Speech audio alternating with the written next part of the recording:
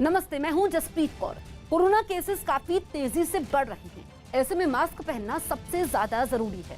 अगर आप चाहते हैं कि आप सुरक्षित रहे, आपका परिवार सुरक्षित रहे, तो मास्क जरूर पहनिए। हम बार बार आपसे ये अपील भी करते हैं कि मास्क जरूर पहने। इसके लिए न्यूज 18 ने एक मुहिम भी शुरू की है, #मास्क पहनो इंडिया।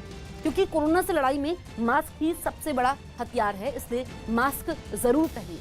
दिल्ली में कोरोना के हालात पहले की तुलना में कुछ बेहतर जरूर हुए हैं, लेकिन मौत के आंकड़े डराने वाले हैं। दिल्ली में पिछले 24 घंटे में कोरोना की वजह से 448 लोगों की मौत हुई है, जो कि अब तक का सबसे ज्यादा आंकड़ा है।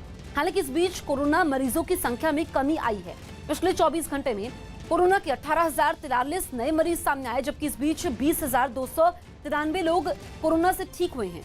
दिल्ली में पॉजिटिविटी रेट लगातार कम हो रहा है और ठीक होने वालों की संख्या भी बढ़ी है, लेकिन मौत का आंकड़ा लगातार बढ़ रहा है, जो कि चिंता की बात है।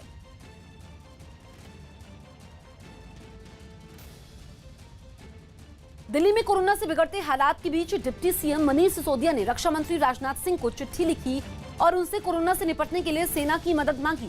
साथ ही उन्होंने चिट्ठी में दिल्ली को ज्यादा से ज्यादा ऑक्सीजन टैंकर देने की मांग की। मनीष सिसोदिया ने कोरोना मरीजों के लिए डीआरडीओ की मदद से दिल्ली में कई और अस्पताल बनाने की मांग की।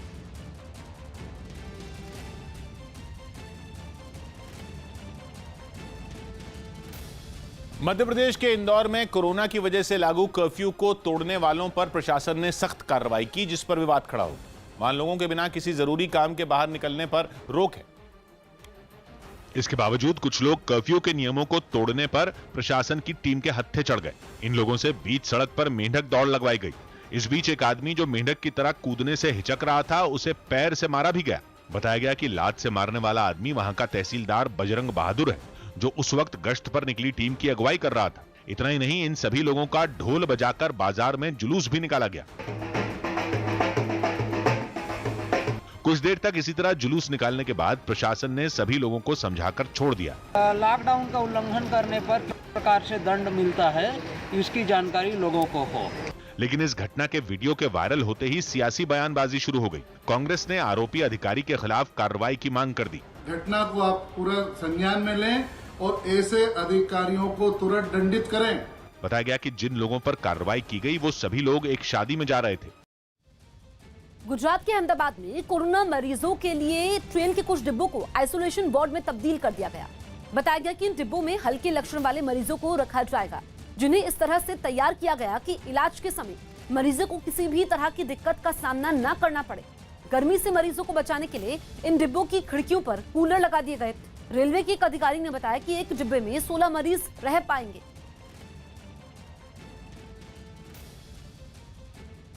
19 कोच अभी तैयार किए हैं। छत के ऊपर में भी व्यवस्था कर रहे हैं कि थोड़ा सा ठंडा हो। दूसरी लहर से मचे हाहाकार में आईपीएल भी कोरोना वायरस से नहीं बच पाया और 2 टीमों के खिलाड़ी या सदस्य इसकी चपेट में आ गए। न्यूज 18 के जनक दवे की रिपोर्ट है कि कोलकाता नाइट राइडर्स के 2 खिलाड़ियों वरुण चक्रवर्ती और संदीप वॉरियर की रिपोर्ट पॉजिटिव आई।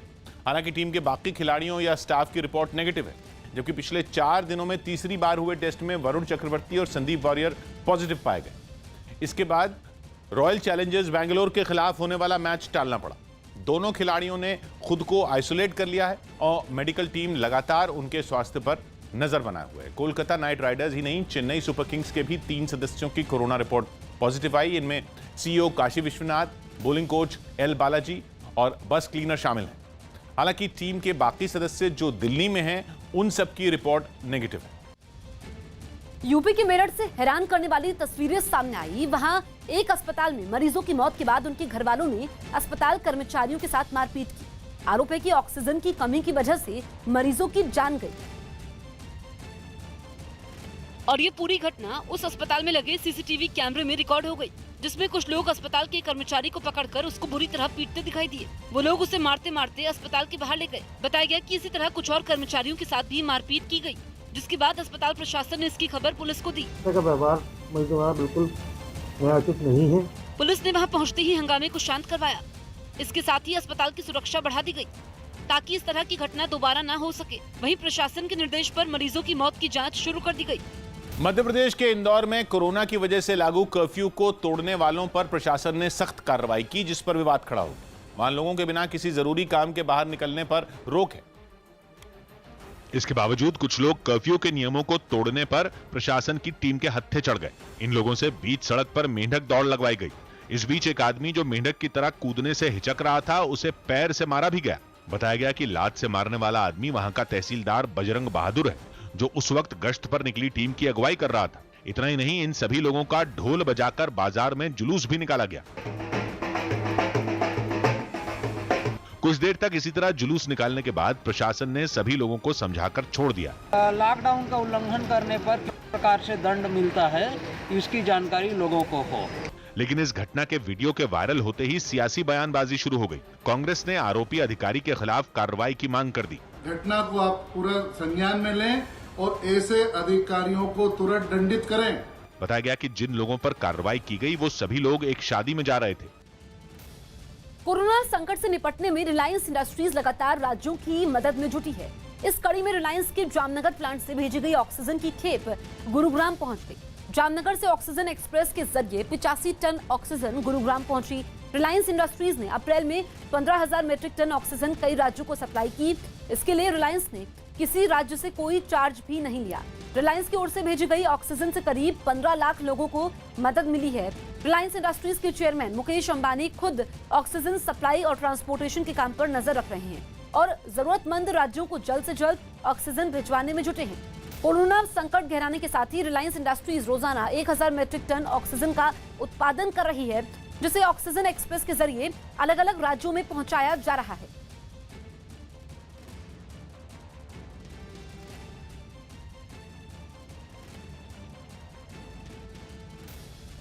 असम में भले ही बीजेपी ने सत्ता में वापसी कर ली, लेकिन मुख्यमंत्री की कुर्सी पर कौन बैठेगा, इस पर पेच फंसता दिख रहा है। न्यूज़ 18 के यतेंद्र शर्मा की रिपोर्ट है कि आमतौर पर जो सीएम होता है, जीत के बाद उन्हीं को सिर में उन्हीं के फिर से सिंहासन सौंप दिया जाता है, जो इस लिहाज से सर्बानंद सोनोवाल दावेदार हैं, क्योंकि उन्हीं के इस पद पर रहते पार्टी ने चुनाव जीता है। लेकिन जब राज्य में चुनाव प्रचार चल रहा था, तब सोनोवाल को मुख्यमंत्री का चेहरा घोषित नहीं किया गया था, जबकि उस दौरान हेमंत बिस्व शर्मा इस पद पर लगातार अपना दावा ठोक रहे थे। और चुनाव जीतने के तुरंत बाद उन्होंने बीजेपी विधायकों की बैठक अपने आवास पर बुलाकर आलाकमान को मैसेज दे दिया कि वो इस पद के दावेदार हैं। लिहाजा पार्टी को बहुमत मिलने के बावजूद कोई भी नेता इस मुद्दे पर खुलकर कुछ नहीं बोल रहा। असल में मुख्यमंत्री बनने का ख्वाब लेकर ही हेमंत बिस्व शर्मा ने कांग्रेस का दामन छोड़ा था और इस बार की जीत में उनकी भूमिका बहुत बड़ी मानी जा रही है। ऐसे में शर्मा खेमा पूरा जोर लगा रहा है कि बीजेपी आलाकमान सर्बानंद सोनोवाल को गद्दी से हटाकर शर्मा की ताजपोशी करे। आखिरी फैसला पार्लियामेंट्री वोट को लेना है कि वो किसके नाम पर मोहर लगाता है और इसके लिए जल्द ही पार्लियामेंट्री बोर्ड 2 पर्यवेक्षकों को आसाम भेजेगा। मुंबई के मुलुंड इलाके में कुछ दुकानों में भीषण आग लग गई, जिसमें भारी नुकसान हुआ। हादसे की जानकारी मिलते ही दमकल की कई गाड़ियां वहां पहुंची, लेकिन तब तक उन दुकानों में आग पूरी तरह फैल चुकी थी। उसकी लपटें और धुएं के गुबार को देखकर उस इलाके में अफरा तफरी मच गई। जिन दुकानों में आग लगी, उनके आसपास कई और इमारतें भी थी, जिनमें आग फैलने का खतरा मंडराने लगा। हालांकि दमकल कर्मचारियों ने इसकी नौबत नहीं आने दी। उन्होंने चारों तरफ से पानी की बौछार कर कुछ ही देर में आग बुझा दी। बताया गया कि मुंबई में लागू पाबंदियों की वजह से ये दुकानें बंद थी, जिससे कोई भी आदमी इस आग की चपेट में नहीं आया। आधार पूनावाला धमकी मामले में सियासी घमासान हो गया। सीरम इंस्टीट्यूट के सीईओ आधार पूनावाला को धमकी दे जाने के मामले में सियासत शुरू हो गई। कुछ दिन पहले लंदन में दिए एक इंटरव्यू में आधार पूनावाला ने खुद को मिल रही धमकियों का जिक्र किया था। महाराष्ट्र कांग्रेस ने इस मुद्दे को उठाया और धमकी देने वालों का नाम सामने लाने की मांग की। उनका जो वक्तव्य था कि हमें बड़े नेताओं ने धमकाया है, तो ये नेता कौन है? बीजेपी ने नाना पटोले के बयान पर तीखा तंज कसा। नाना पटोले जी को गंभीरता से इस राज्य में कोई लेता नहीं है। आधार पूनावाला को धमकी की खबरों के बाद पुणे में सीरम इंस्टीट्यूट की सुरक्षा बढ़ा दी गई। साथ ही वहां वैक्सीन बनाने का काम भी तेज कर दिया गया। जून के आखिर तक प्रति माह 10 करोड़ वैक्सीन जो है सीरम इंस्टीट्यूट जो है वो बना लेगी। मेजबान श्रीलंका ने दूसरे और आखिरी टेस्ट मैच में बांग्लादेश को हराकर सीरीज 1-0 से अपने नाम कर ली। इस मुकाबले में श्रीलंका ने बांग्लादेश को 209 रनों से मात दी। मध्य प्रदेश सरकार ने भी राज्य के मान्यता प्राप्त पत्रकारों को कोरोना योद्धा घोषित कर दिया। रेलवे ने नागपुर नगर निगम को 11 कोविड कोच सौंप दिए। इन डिब्बों में कोरोना मरीजों के इलाज के लिए सभी जरूरी इंतजाम किए गए हैं। 176 पेशेंट एडमिट किए जा सकते हैं। दिल्ली पुलिस ने रेमडेसिविर इंजेक्शन की कालाबाजारी करने के आरोप में एक आदमी को गिरफ्तार कर लिया। पकड़े गए आरोपी के पास से 9 रेमडेसिविर इंजेक्शन बरामद हुए। संकट की इस घड़ी में रिलायंस फाउंडेशन कोरोना मरीजों की मदद के लिए जी जान से लगा हुआ है। रिलायंस फाउंडेशन की तरफ से गुजरात के जामनगर में बनाए जा रहे 1000 बेड वाले कोविड केयर सेंटर की तैयारियां अंतिम चरण में हैं। कोविड केयर सेंटर के लिए 50 डॉक्टर और 90 पैरामेडिकल स्टाफ का चयन हो चुका है। ऑक्सीजन की कोई कमी ना हो, इसके लिए कोविड सेंटर में 50 मीट्रिक टन की क्षमता वाले ऑक्सीजन टैंक का भी इंतजाम है। जल्द ही इसके दरवाजे कोरोना मरीजों के लिए खोल दिए जाएंगे। खास बात यह है कि रिलायंस कोविड सेंटर में मरीजों को बढ़िया इलाज तो मिलेगा ही, इसके लिए उन्हें 1 रुपया भी नहीं चुकाना होगा, यानी उनका इलाज बिल्कुल मुफ्त होगा। कुछ दिन पहले ही गुजरात के मुख्यमंत्री विजय रूपाणी ने रिलायंस इंडस्ट्रीज के चेयरमैन मुकेश अंबानी से 1000 बेड के अस्पताल के लिए अपील की थी।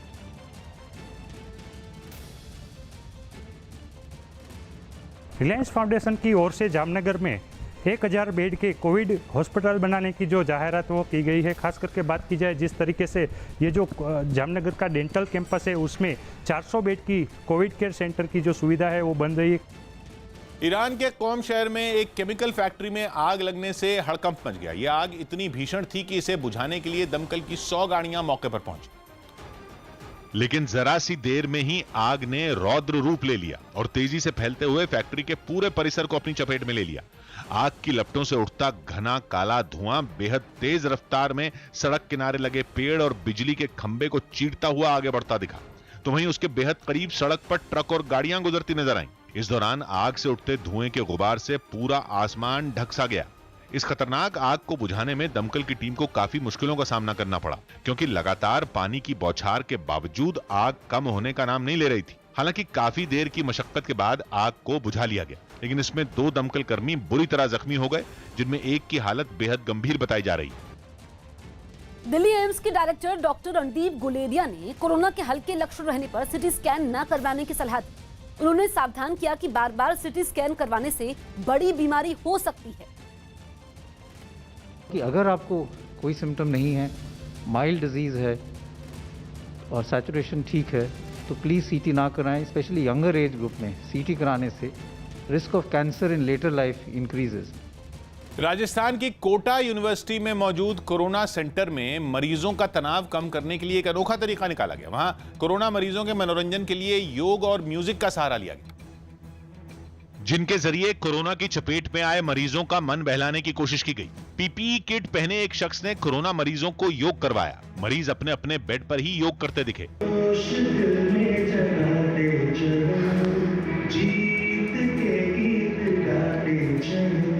एक दूसरी तस्वीर में दिखा कि कोरोना के इलाज के दौरान मरीज तनाव महसूस न करें, इसके लिए वहां म्यूजिक का इंतजाम किया गया, जिसके बजते ही मरीज अपनी अपनी जगह पर बैठे बैठे नाचने लगे। मरीजों के मनोरंजन के साथ साथ एहतियात बरतने पर भी पूरा ध्यान दिया गया। मरीज मास्क लगाए दिखे और जो लोग उनके बीच पहुंचे उन्होंने भी इस बात का पूरा ख्याल रखा। पश्चिम बंगाल में चुनाव नतीजे आने के बाद जारी हिंसा की घटनाओं के बीच बीजेपी ने एक वीडियो के जरिए टीएमसी पर कई आरोप लगाए।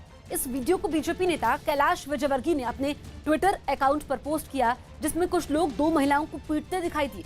आरोप है कि वो बीजेपी की महिला कार्यकर्ता थी, जिन्हें टीएमसी के लोगों ने बुरी तरह पीटा। बताया गया कि ये घटना नंदीग्राम की है, जिसमें कुछ लोग 2 महिलाओं को पीटते दिखाई दिए। आरोप है कि वो बीजेपी की महिला कार्यकर्ता थी, जिन्हें टीएमसी के लोगों ने बुरी तरह पीटा। बताया गया कि ये घटना नंदीग्राम की है। वहीं आसनसोल में भी बीजेपी के दफ्तर में हुई तोड़फोड़ की तस्वीर सामने आई। दीवार के साथ ही वहां रखी कुर्सियां भी टूटी नजर आई। इस घटना के लिए बीजेपी ने टीएमसी को जिम्मेदार माना। बाद में पार्टी कार्यकर्ताओं ने इस मुद्दे पर जुलूस निकाला और थाने पहुंचकर पुलिस से इसकी शिकायत की। गांवों को कोरोना से सुरक्षित रखने के लिए यूपी सरकार विशेष अभियान शुरू करने जा रही है। न्यूज़ 18 के अजीत सिंह की रिपोर्ट है कि राज्य में इसका आगाज 5 मई से होगा, जिसमें घर घर जाकर लोगों के शरीर का तापमान और ऑक्सीजन लेवल मापा जाएगा और इस दौरान जिनमें कोई लक्षण दिखेंगे या जिनकी तबीयत ठीक नहीं लगेगी उनका रैपिड एंटीजन टेस्ट होगा, जिसकी रिपोर्ट के आधार पर उसको होम आइसोलेशन में रखने, क्वारंटीन सेंटर भेजने या अस्पताल में भर्ती कर इलाज की सुविधा मुहैया कराई जाएगी। गुरु अर्जुन देव के प्रकाश पर्व के मौके पर पंजाब के अमृतसर में मौजूद स्वर्ण मंदिर रोशनी से जगमगा उठा। कोरोना संकट के बीच कई लोग वहां पहुंचे। इनमें कुछ ने तो पूरे परिवार के साथ स्वर्ण मंदिर पहुंचकर दिए जलाए। रात के अंधेरे में स्वर्ण मंदिर की खूबसूरती देखते ही बन रही थी। ऐसे में पीली रोशनी से जगमगा रहे स्वर्ण मंदिर पर सबकी निगाहें जा टिकी। वहां की जा रही आतिशबाजी ने भी सबका दिल जीत लिया।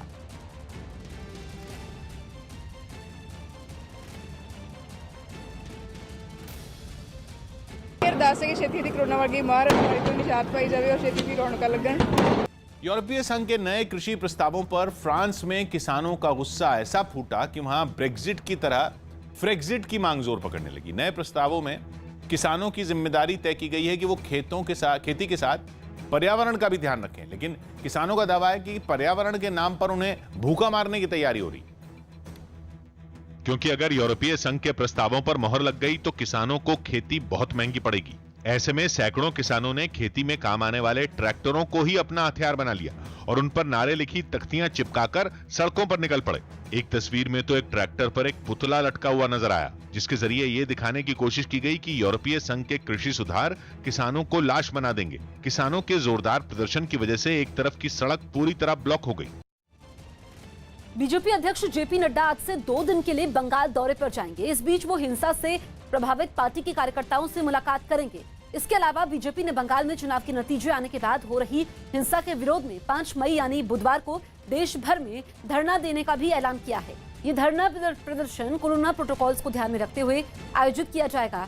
बीजेपी ने दावा किया है कि चुनाव के नतीजे आने के बाद अब तक पार्टी के 6 कार्यकर्ताओं की हत्या कर दी गई। साथ ही बीजेपी ने हत्या का आरोप टीएमसी कार्यकर्ताओं पर लगाया है।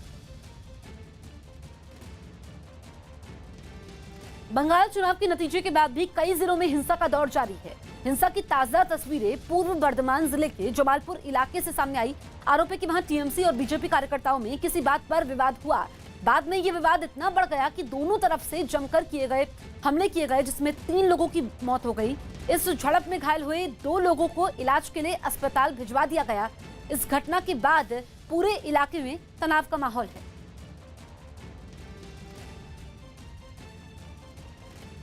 दिल्ली में रेमडेसिविर इंजेक्शन की कालाबाजारी का एक चौंकाने वाला मामला सामने आया है। न्यूज 18 के आनंद तिवारी की रिपोर्ट है कि पुलिस ने इस मामले में महाराजा अग्रसेन अस्पताल की 2 नर्स को गिरफ्तार किया, जिनसे 5 रेमडेसिविर बरामद करने का दावा है। दिल्ली पुलिस के मुताबिक दोनों आरोपियों की अस्पताल के आईसीयू में ड्यूटी थी, जहां किसी कोरोना मरीज की मौत होते ही उसके लिए लाए गए इंजेक्शन का वो सौदा कर लेते और ये पूरा काम व्हाट्सएप कॉल के जरिए किया जाता था। बताया जा रहा है कि इन दोनों को ही मरीजों के लिए खरीदे गए रेमडेसिविर का लेखा जोखा रखना होता था और इंजेक्शन लगाने के बाद उसकी खाली शीशी तीमारदार को देनी होती थी। लेकिन आरोप है कि 2 मरीजों की मौत के बाद उनके लिए लाई गई इस दवा को दोनों ने 40 से 50 हजार रुपए में बेच दी।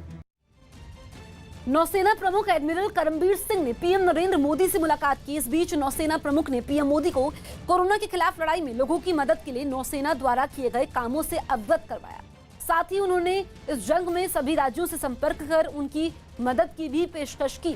उन्होंने पीएम मोदी से कहा कि नौसेना के चिकित्सा कर्मियों को कोरोना के खिलाफ जंग में कई जगहों पर तैनात किया गया है और दूसरे कर्मचारियों को भी नर्सिंग का प्रशिक्षण दिया जा रहा है, ताकि जरूरत पड़ने पर उनकी भी मदद ली जा सके। यूपी के आगरा से हैरान करने वाला एक वीडियो सामने आया। वहां एक घर में कैद कोरोना पीड़ित बुजुर्ग को पुलिस ने बचाया। आरोप है कि उस बुजुर्ग महिला को उसका बेटा घर में कैद कर भाग गया, जिसकी जानकारी मिलते ही पुलिस ने उसे बचा लिया। रोंगटे खड़े कर देने वाली इस घटना की कुछ तस्वीरें भी सामने आई, जिनमें एक तस्वीर में वो बुजुर्ग महिला अपने बीच लोगों को देखकर भावुक हो गई। बताया गया कि पिछले 24 घंटे से वो इसी तरह एक कमरे में बंद थी। मेरा बेटा हथकड़ियां घेर के कमरे में बंद करके। इससे पहले उस घर के दरवाजे पर लगे ताले को तोड़ा गया। इस काम में पुलिस के साथ उस बुजुर्ग का नाती भी था, जो बाहर से अपनी नानी की हौसला अफजाई कर रहा था। लोग आए हुए, चिंता मत करो, हमें बाहर थोड़ा पानी वानी पी लो तुम। इसके बाद दरवाजे को तोड़कर कुछ लोग बुजुर्ग के कमरे में दाखिल हुए। वो एक पलंग पर बैठी थी और जैसे ही लोग उनके करीब पहुंचे वो लिपट कर रोने लगी। महाराष्ट्र में लॉकडाउन जैसे सख्त पाबंदियों का असर दिखने लगा है। पिछले कई दिनों के बाद राज्य में 24 घंटे के भीतर 50,000 से कम मामले सामने आए हैं। 24 घंटे में 48,621 लोग कोरोना पॉजिटिव पाए गए, जबकि इस बीच 567 लोगों की मौत हो गई। इस बीच 59,500 लोग इस महामारी से ठीक हुए हैं। राज्यों में अब 6,56,870 एक्टिव मरीज हैं, जिनका अलग अलग जगहों पर इलाज चल रहा है। तो वहीं इस महामारी की वजह से राज्य में अब तक 70,000 से ज्यादा लोगों की मौत भी हो चुकी है। कोरोना से निपटने के लिए दिल्ली सरकार अब सेना से मदद के इंतजार में है। न्यूज़ 18 के दीपक रावत की रिपोर्ट है कि डिप्टी सीएम मनीष सिसोदिया ने रक्षा मंत्री राजनाथ सिंह को चिट्ठी लिखी, जिसमें दिल्ली के लिए सेना की मदद की अपील की है और ऑक्सीजन मांगने के साथ डीआरडीओ से कुछ अस्पताल तैयार करने की भी गुहार लगाई। यही जानकारी दिल्ली सरकार के वकील ने सुनवाई के दौरान हाईकोर्ट को भी दी, जिस पर अदालत ने केंद्र सरकार को जवाब देने का निर्देश दिया। हमने ऑक्सीजन सप्लाई करने के लिए सेना के पास अगर ट्रक हैं, हमने उनसे भी कहा है। डीआरडीओ के पहले से ही 500 बेड्स का सेंटर यहाँ पे चल रहा है। ऐसे सेंटर्स अगर और चल सकें तो और अच्छा होगा, लेकिन ऑक्सीजन लाने ले जाने के लिए इस समय हमें बहुत मदद की ज़रूरत है। यूपी में कोरोना का कहर थमता नहीं दिख रहा है। पिछले 24 घंटे में राज्य में 29,192 लोग इस महामारी के शिकंजे में आए, तो 288 लोगों ने इस बीमारी की वजह से दम तोड़ दिया। लेकिन अच्छी बात यह रही कि पिछले 24 घंटे में जितने लोग पॉजिटिव पाए गए, उससे ज्यादा लोग इस बीमारी से ठीक भी हुए हैं। 38,687 लोगों को अस्पताल से छुट्टी मिल गई। कोरोना की रोकथाम के लिए योगी सरकार आज से बड़े पैमाने पर कोरोना टेस्टिंग अभियान की शुरुआत करने जा रही है। यानी 2,97,000 टेस्ट एक दिन में हम लोगों ने प्रदेश में किए हैं। ऐसे ही आज 2,29,000 से अधिक टेस्ट हम लोगों ने एक दिन में किए हैं। टेस्ट की क्षमता लगातार बढ़ाई जा रही है। अमेरिका की निजी स्पेस कंपनी स्पेसएक्स का कैप्सूल यानी एक छोटा अंतरिक्ष वाहन इंटरनेशनल स्पेस स्टेशन से 4 अंतरिक्ष यात्रियों को लेकर पृथ्वी पर सुरक्षित लौटा है। इसी के साथ इतिहास भी रच गया, क्योंकि 52 साल में ऐसा पहली बार हुआ जब अमेरिका के किसी स्पेसक्राफ्ट ने इंसानों को लेकर रात के वक्त समंदर में सफल लैंडिंग की, जिसके लिए स्पेस कैप्सूल लगभग 6 महीने के लंबे मिशन के बाद चारों अंतरिक्ष यात्रियों को लेकर वापस पृथ्वी पर आने के लिए निकल पड़ा। रात के अंधेरे में कैप्सूल पृथ्वी के वायुमंडल में प्रवेश कर गया और तस्वीरें देखकर ऐसा लगा जैसे कोई विशाल चमकता सितारा टूटकर तेजी से पृथ्वी की तरफ बढ़ रहा हो। महज 6.5 घंटे का सफर तय करने के बाद अमेरिका के फ्लोरिडा के पास मेक्सिको की खाड़ी के ऊपर कैप्सूल के चारों मुख्य पैराशूट खुल गए और जैसे ही कैप्सूल ने समंदर को छुआ, कंट्रोल रूम में जश्न मनाया जाने लगा। कैप्सूल के पानी में उतरते ही नावों पर तैनात बचाव टीमें काम पर लग गईं। लंबी लंबी मजबूत रस्सियों से कैप्सूल को खींचकर एक बड़े जहाज पर चढ़ाया गया और फिर एक एक कर बेहद सावधानी से अंतरिक्ष यात्रियों को उससे बाहर निकाला गया। 167 दिन बाद अपने ग्रह की जमीन पर कदम रखकर अंतरिक्ष यात्री भी काफी उत्साहित दिखे। पिछले साल नवंबर में इसी कैप्सूल में सफर करके एक जापानी और 3 अमेरिकी अंतरिक्ष यात्री स्पेस में पहुंचे थे। मध्य प्रदेश में भी हर दिन हजारों लोग कोरोना की चपेट में आ रहे हैं। पिछले 24 घंटे में राज्य में 12,062 लोगों की रिपोर्ट पॉजिटिव आई, तो वहीं इस महामारी ने 93 लोगों की जान ले ली। अच्छी बात यह रही कि जितने लोग बीमार हुए, उससे ज्यादा लोग कोरोना से ठीक हो गए। पिछले 24 घंटे में 13,408 लोगों को अस्पतालों से छुट्टी मिल गई। मध्य प्रदेश में 18 साल के ऊपर के लोगों को अब 5 मई यानी बुधवार से वैक्सीनेशन शुरू हो पाएगा। इस चरण में 18 से 44 साल तक की उम्र के लोगों को वैक्सीन लगाई जाएगी। इसके लिए प्रदेश में कोरोना वैक्सीन की 5,29,00,000 डोज की जरूरत होगी। केंद्र सरकार ने कोरोना के बढ़ते मामलों की वजह से 1 मई से 18 साल के ऊपर के लोगों के लिए वैक्सीनेशन अभियान शुरू किया था, लेकिन वैक्सीन की कमी की वजह से मध्य प्रदेश में यह अभियान शुरू नहीं हो पाया। राज्य के मुख्यमंत्री शिवराज सिंह चौहान ने अधिकारियों के साथ बैठक के बाद बताया कि वैक्सीनेशन के लिए कोविशील्ड और कोवैक्सीन दोनों ही वैक्सीन निर्माताओं को ऑर्डर दे दिए गए हैं। वैक्सीन लगवाने के लिए राज्य के युवा अब आरोग्य सेतु ऐप या कोविन वेबसाइट पर रजिस्ट्रेशन करवा सकते हैं।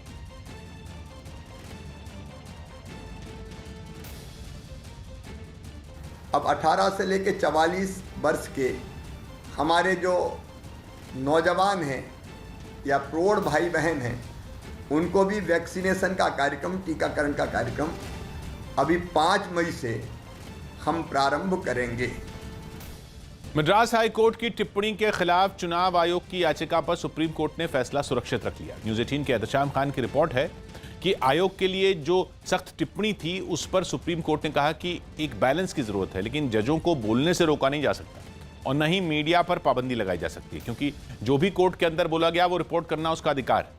असल में मद्रास हाई कोर्ट ने चुनाव के दौरान कोरोना नियमों का पालन नहीं करवा पाने पर चुनाव आयोग को फटकार लगाते हुए यहां तक टिप्पणी कर दी थी कि इसके लिए उस पर हत्या का मुकदमा चलना चाहिए, जिसके खिलाफ आयोग ने देश की सबसे बड़ी अदालत में याचिका दाखिल कर टिप्पणी को रद्द करने की मांग की। साथ ही इस याचिका में मीडिया को ऐसी मौखिक टिप्पणी रिपोर्ट करने से रोकने की भी गुहार लगाई, जिस पर सुप्रीम कोर्ट ने सुनवाई पूरी करने के बाद कहा कि आदेश बाद में देंगे। आंध्र प्रदेश में 14 दिन के लिए कर्फ्यू लगेगा। आंध्र प्रदेश सरकार ने राज्य में बुधवार से 14 दिनों के लिए आंशिक कर्फ्यू लगाने का फैसला लिया। इस दौरान दुकानों को सुबह 6 बजे से दोपहर 12 बजे तक खोलने की इजाजत होगी। हालांकि जरूरी सेवाओं पर इस पाबंदी का कोई असर नहीं पड़ेगा। दिल्ली के मंगोलपुरी में संजय गांधी अस्पताल में फ्रांस से मंगाए गए ऑक्सीजन प्लांट को लगाने का काम शुरू हो गया। बताया गया कि यह प्लांट अगले 3 से 4 दिनों में तैयार हो जाएगा, जिससे आसपास के अस्पतालों को भी ऑक्सीजन मिल सकेगी। 72 से 48 घंटों के अंदर ये प्लांट लगकर तैयार हो जाएगा। श्रीलंका के ऑलराउंडर खिलाड़ी तिसारा परेरा ने अंतर्राष्ट्रीय क्रिकेट से संन्यास लेने का ऐलान कर दिया। ऑस्ट्रेलियाई क्रिकेट बोर्ड ने कोरोना के खिलाफ जारी लड़ाई में मदद का हाथ बढ़ाया। उसने भारत को $50,000 यानी भारतीय रुपयों के हिसाब से करीब 37 लाख रुपए दिए। उत्तर प्रदेश में लॉकडाउन बढ़ाए जाने के फैसले पर विपक्ष ने सरकार को घेरना शुरू कर दिया। यूपी में मंगलवार सुबह तक चलने वाले लॉकडाउन को बढ़ाकर गुरुवार की सुबह तक कर दिया गया। जहां जैसी आवश्यकता होती है वैसा कदम उठाया जाता है। आज की यही आवश्यकता है कि कोरोना कर्फ्यू जो है उसको बढ़ाया जाए। लेकिन यूपी सरकार के इस फैसले पर समाजवादी पार्टी ने सवाल उठा दिए। यही हाई कोर्ट ने बोला था कि 5 शहरों में इमीडिएट लॉकडाउन लगा दीजिए, क्योंकि कोरोना का संक्रमण फैल रहा है, लोगों की मौतें हो रही हैं, तो सरकार नहीं मानी। बिहार में कोरोना मरीजों की संख्या बढ़ने के बाद राज्य में लॉकडाउन का खतरा बढ़ गया है। खबर है कि आज मुख्यमंत्री नीतीश कुमार इस पर फैसला ले सकते हैं। नीतीश कुमार ने आज अधिकारियों की बैठक बुलाई है। इस बैठक में कोरोना संकट पर चर्चा होगी। सूत्रों के मुताबिक सीएम नीतीश कुमार इस बैठक में लॉकडाउन का फैसला ले सकते हैं।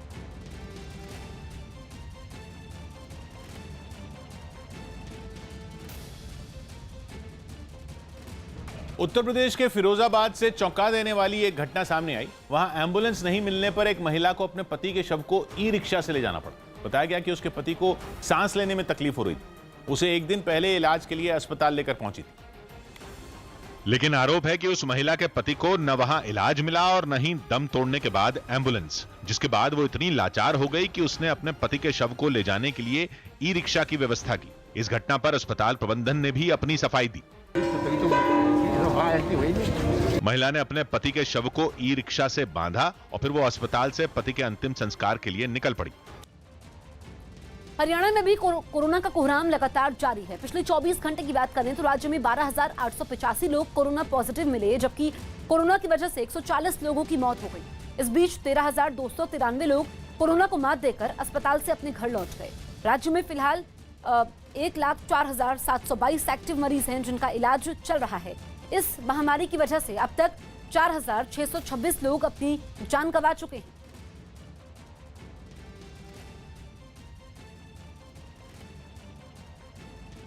इंग्लैंड के लिवरपूल में 21 जून से कोरोना से जुड़ी पाबंदियां हटाने की तैयारी की जा रही है, लेकिन ऐसा करना सुरक्षित है या नहीं, इसकी जांच के लिए वहां की सरकार ने एक खास कॉन्सर्ट का आयोजन किया, जिसमें सैकड़ों लोग बिना फेस मास्क लगाए पहुंचे और दिल खोलकर एक दूसरे के साथ नाचते झूमते नजर आए। 2 दिन के लिए आयोजित किए गए इस म्यूजिक फेस्टिवल में जहां ढेर सारे कलाकारों ने स्टेज पर परफॉर्म किया, वहीं मास्क या सोशल डिस्टेंसिंग जैसी पाबंदियों से बेफिक्र जनता नाच गाने और जश्न के माहौल में डूबी दिखी। जिस सरकार ने अब तक कोरोना के डर से तमाम पाबंदियां लगा रखी थीं, उसी की तरफ से मिली इस छूट का नौजवानों ने खूब लुत्फ उठाया। हालांकि पार्टी में शामिल होने से 24 घंटे पहले इन सभी लोगों का कोरोना टेस्ट करवाया गया, जिसकी रिपोर्ट नेगेटिव आने के बाद ही इन्हें कॉन्सर्ट का हिस्सा बनने की इजाजत दी गई। चुनाव परिणाम के दिन पश्चिम बंगाल के सीटों के रुझान आए। न्यूज़ 18 इंडिया फिर रहा सबसे आगे। पश्चिम बंगाल की स्थिति तो पूरी तरीके से साफ हो चुकी है। लाइव रिजल्ट हब की ताकत। ममता बनर्जी हार गई हैं। सबसे विश्वसनीय चेहरों और नतीजों के साथ तृणमूल कांग्रेस और बीजेपी के बीच ही मुकाबला दिख रहा है। फिर एक बार न्यूज़ 18 इंडिया, सबसे पहले सबसे सही। चुनाव मतलब न्यूज़ 18 इंडिया।